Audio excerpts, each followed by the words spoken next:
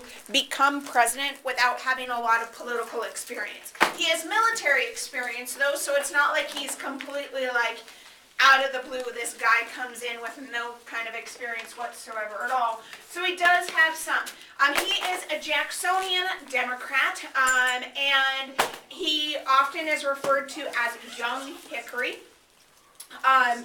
He argues within his policy then for American expansionism, so he's really our first expansionist president. And he also argues that he will reduce the tariff rates down, and it's largely his argument to reduce the tariffs that allows him to get elected. In addition, he argues for an independent treasury system, and so again, that idea of continuing to eliminate the Bank of the United States, but create greater economic stability than what we had with the pet banks after Jackson. Okay, and so how do we kind of create that regulatory group within there?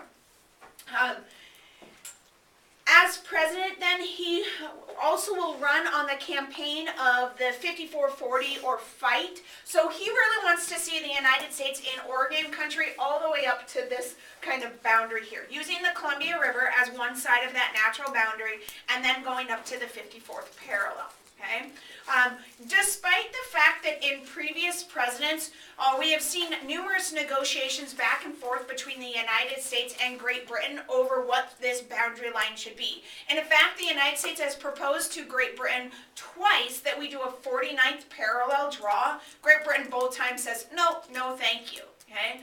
Well, by the time Polk is president, there's 5,000 Americans living in that territory, only 200 British individuals living in that territory. So as far as he's concerned, this land is more American than it is anything else. And that's really what his campaign slogan runs on, is that idea of coming in and taking that territory.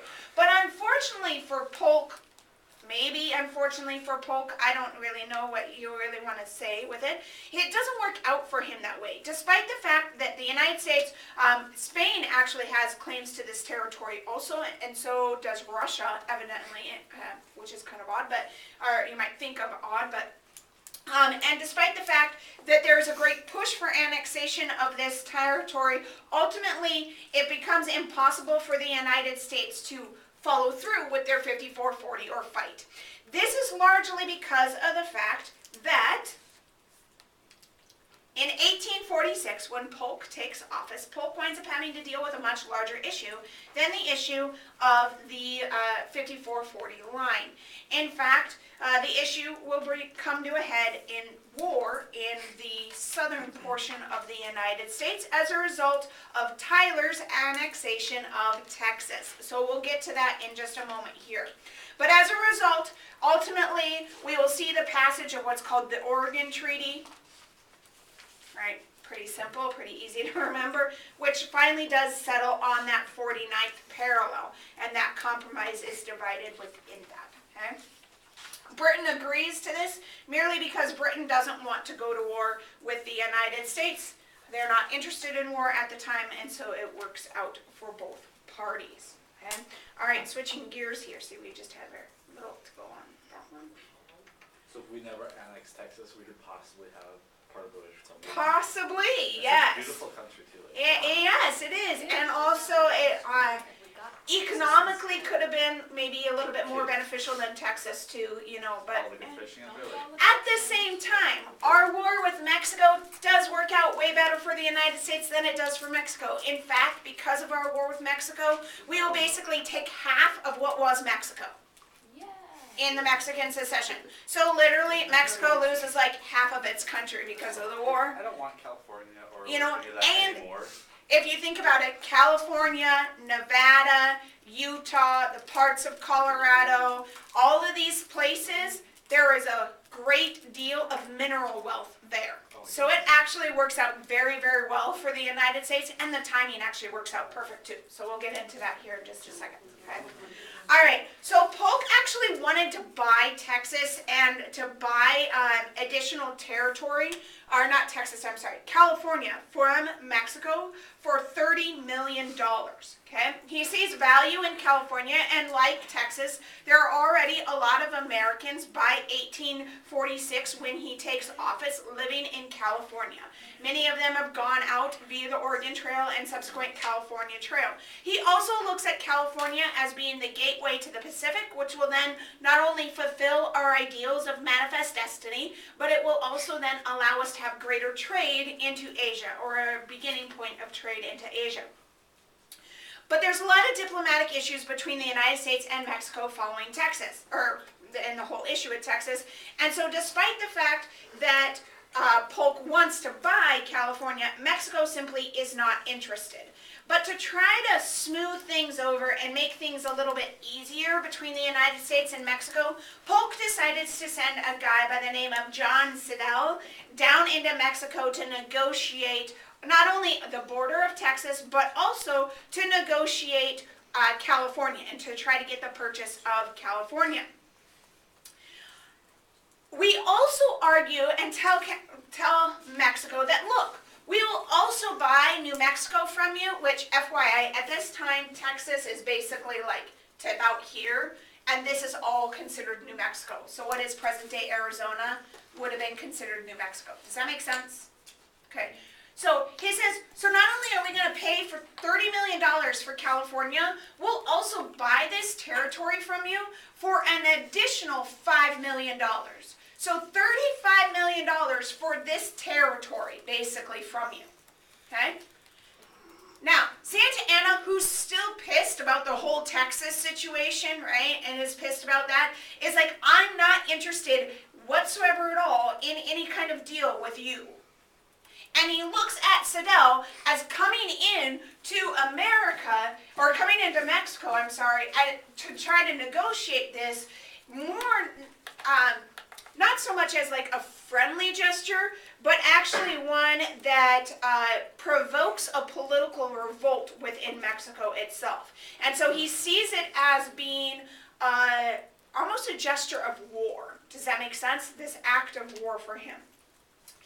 Because of the political revolt in Mexico, which will temporarily overthrow Santa Anna, in which Santa Anna is no longer the leader, okay, the United States sees Mexico as kind of being an area where the tensions rising in there, we believe, will cause the potential for people in Mexico to come and revolt and try to take Texas back. So in the interest of protecting Texans, American citizens, Polk decides that it is in the best interest of the United States, since Slidell doesn't work out, to send General Taylor, sorry, that's really hard to read, to send General Zachary Taylor down in to Texas along the Rio Grande. Is that better or worse? Same? Same. Same? I think it's better. Better for some? Yeah. Yes. Yes. So really all he's doing with Taylor is he says, look, go down into Texas. He gives Taylor 5,000 men, protect our border. The problem is there's no official border established between the United States and Mexico at this point in time. There's a quasi-border. Everybody's basically like, well, it's kind of the Rio Grande, but there really isn't like an official border. Does that make sense? Because there is no official border, it begins to cause tension. In addition to that, he will send the U.S. Navy down into the Gulf of Mexico, and we actually come and put a naval ship like right here because there's a port that allows you to go into the Rio Grande. Now this is a key place for trade for people on both sides, both Texas and Mexico. But this blockade, again for the Mexican troops and the Mexican officials, looks as though these are things the United States is doing in order to prepare for and or provoke war. Okay? Isn't that exactly what they're doing? It pretty much is exactly what they're doing, yes. But we're not doing that. But we pretty much are. Okay, so just kind of go with it for me for a second. Picture cleared up really quickly. Yeah, it got really clear, right? Okay. So, And really, the goal is to achieve some sort of armed conflict. But if the United States attacks Mexico directly, Mexico does have friends elsewhere, and also it's going to look very bad, like, internationally, right? I mean, you always have to play that political game. And so if the U.S. goes in and attacks without Mexico doing anything to us, bad news bears. So here we sit on the border, okay, and ultimately what happens is on April 16th, Mexican troops will attack the American troops somewhere along the Rio Grande. The problem is, according to Taylor, who's leading these men, according to Taylor, they were in Mexican territory. No, I take that back, sorry. According to Taylor, they were in American territory. Does that make sense? Land that belonged to the United States. According to the Mexicans, Taylor and his 4,000 men were in Mexico. So we don't know, is it this spot or is it this spot where the blood was shed? Does that make sense? We don't know. But Polk, in his war message, says that these 16 Americans that died on American soil, and it is our duty to revenge and to justify their deaths. Right? Mexico is wrong here. Lincoln comes back to him, and Lincoln says to all of Congress, so Polk gives his war message, right? And then you guys also read anti-war message, right? Not to go to war. But Lincoln also argues we shouldn't go to war. And here's why. He says, we don't know if blood was shed here or here. And to go to war based on where blood was shed is not enough reason for the United States to go to war. This will be costly. People's lives will be lost. And as far as Lincoln's considered, all of this is just a big, giant slave state conspiracy to try to expand slavery into the new territories. Don't get me wrong, Lincoln is not an abolitionist. Lincoln does not want to free the slaves, okay? He does not want to free the slaves. In fact, Lincoln does not believe that Africans were equal to whites. In fact, Lincoln was very much a big proponent of the American Colonization Society. He wanted to send them all back and create a white country, okay? So those of you that love Lincoln, I'm sorry, but he's not the man he's sometimes, like, cracked up to be. He does have a little bit of a character evolution, though. So we'll talk a little bit about how Lincoln, how he evolves. But ultimately, I'm sorry, what? Because in war, it's to a strategic advantage. Exactly, yeah. So we'll talk about kind of how that works as we get into the Civil War. But Polk then, because of this, like where it was attacked, where it wasn't, or anything else like that, we see this continued kind of tension between the United States and Mexico. And ultimately, Polk will go back to Congress a second time after additional blood is shed between Taylor and the Mexican army, and once again ask for a declaration of war. So on May 13th of 1846, the United States will go to war against Mexico. It is often called Mr. Polk's War because it is Polk who is largely pushing for the war itself, okay? Lincoln also prophetically says that the war with Mexico will poison the United States and will lead us to a path of destruction. Dun, dun, dun. Okay. All right, so let's look at some of the key players in this. I really like a lot of the key players because they're really fun. But the United States has a relatively small army compared to what we would think of today. We only have about 8,000 men and approximately 60,000 volunteers. We do have a Navy, although it is smaller than our Navy of even just post-Civil War. Okay, it's pretty small. The United States believes that we have a higher moral ground. We also have much better leadership than the Mexicans do, better weapons, better formal government. Remember, Mexico is a baby, right? They literally have just gotten their independence from Spain, so they're still trying to figure things out. There's also the whole question over whether or not the United States should be going to war in this, because think about it in this aspect. The United States is claiming territory, right? and claiming territory and saying this belongs to the U.S. And we're going to live here whether you like it or not. And Mexico, a newly independent country, is trying to assert its independence from this larger, more powerful government. It is very similar to the U.S. and Great Britain during the War of 1812, right? So should we even be going to war when, wait, is this wrong for us to go to war when Britain has done this to us? Does that make sense? No, we're not Also, But we're not like them, so it's okay, we'll do it in Also remember, like, hey, you guys should not invade and try to conquer territory. Yeah, and on top of that, you have the Monroe Doctrine, which says Great Britain or any European country shouldn't take additional, like, territory, but what are we doing? We'll protect You know, we're gonna do it too, right? Okay, so let's take a look at these individuals. We have Zachary Taylor. He's from Orange County, Virginia. He was in the War of 1812. He actually worked directly side by side William Henry Harrison, which also fights in the War of 1812 and will also fight in this war as well. He is known as Old Rough and Ready. That's his nickname, Old Rough and Ready, okay?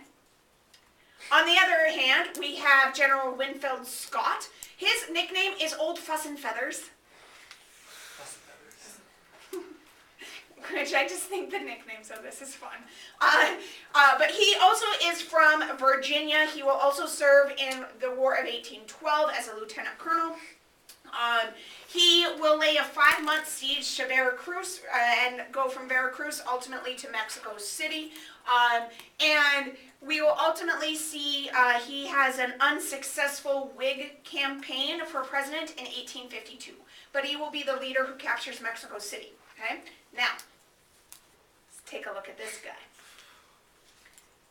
This drives me nuts that it's cut off. Okay, so Santa Anna, okay, is not just a simple dude, okay?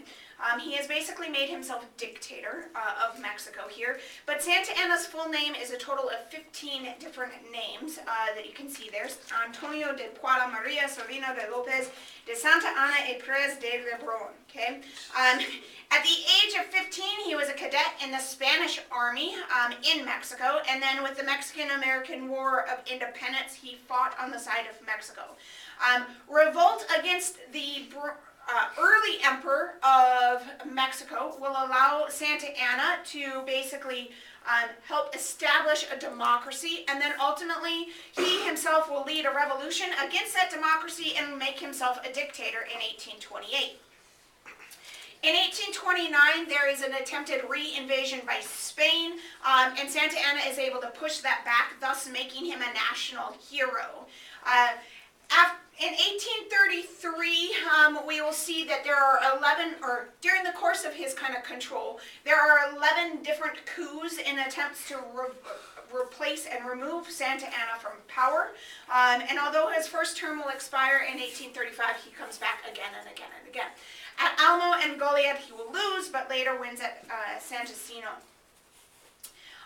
He also ultimately almost gets in a war with the French. In 1838, a French pastry chef in Mexico City complained that his bakery was being raided by Mexico officials and demands compensation for the damage done by the Mexican officers. Mexico ultimately refuses, and thus Mexico and France almost get involved in what's called the pastry war with each other over this issue of compensation for pastries.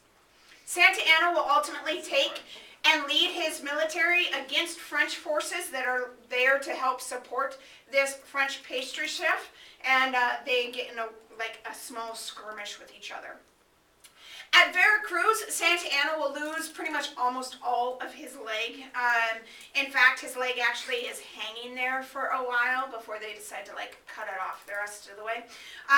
But he will then take his leg and carry it around for him for weeks afterwards as a symbol of sacrifice for the Mexican government and the Mexican army. And he will literally wave it like a flag into battle and carry it with him. Obviously, you can't carry a leg around with you that long before it starts to, smell and get disgusting, because, 3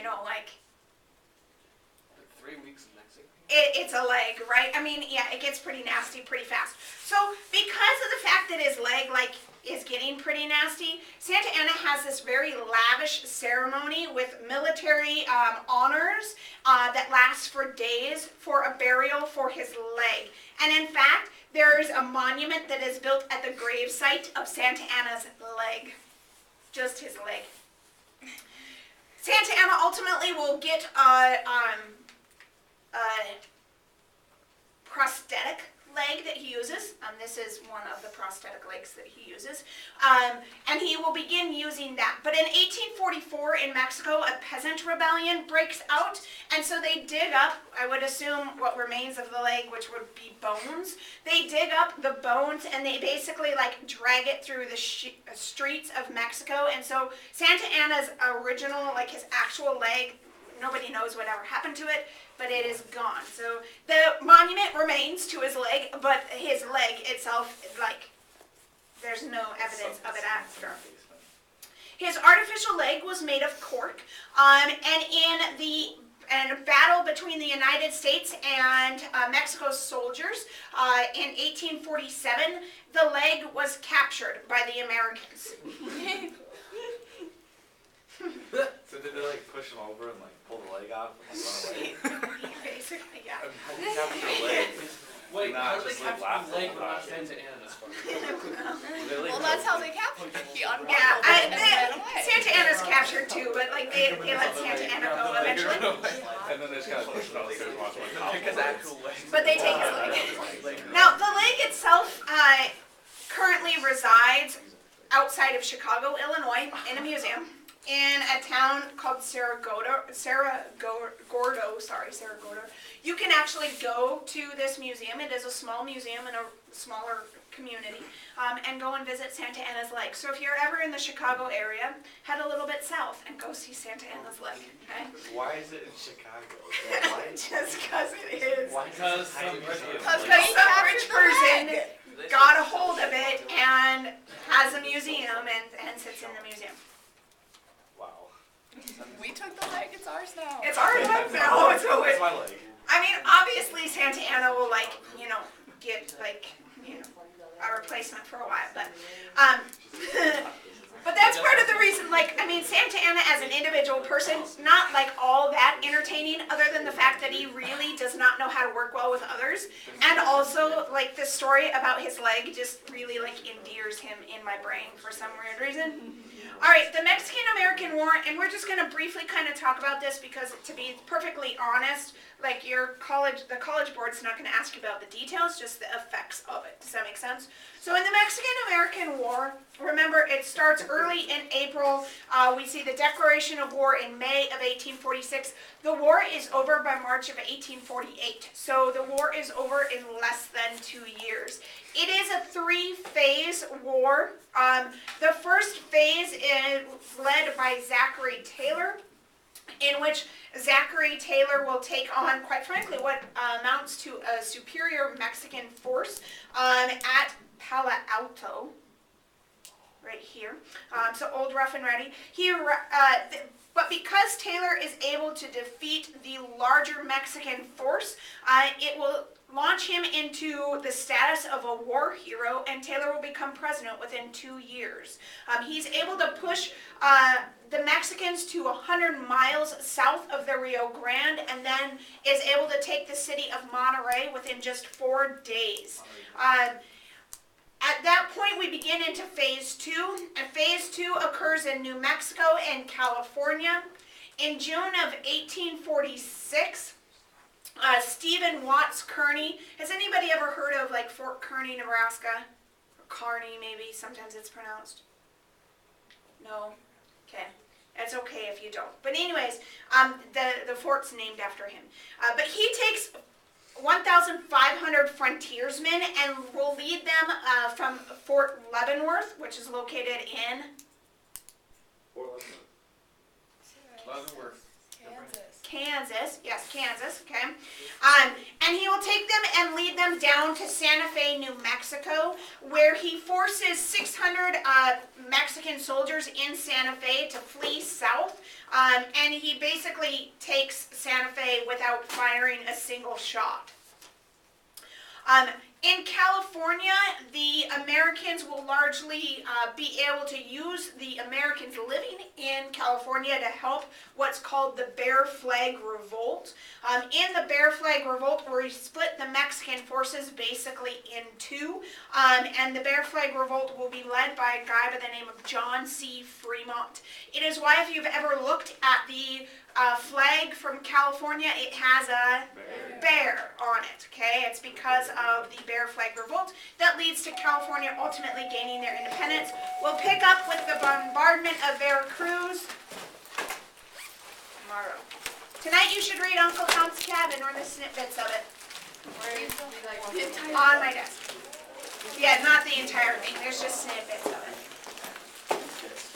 Wait, that's not one of the really famous books, right? Yeah, Uncle Tom's Cabin is critical to the American abolition movement, and ultimately, like Lincoln says to Harriet Beecher Stowe, the author, he says to her, "So you're the little lady that started this war." Wait, Like, so that just shows you the influence of the particular of it. Does that make sense?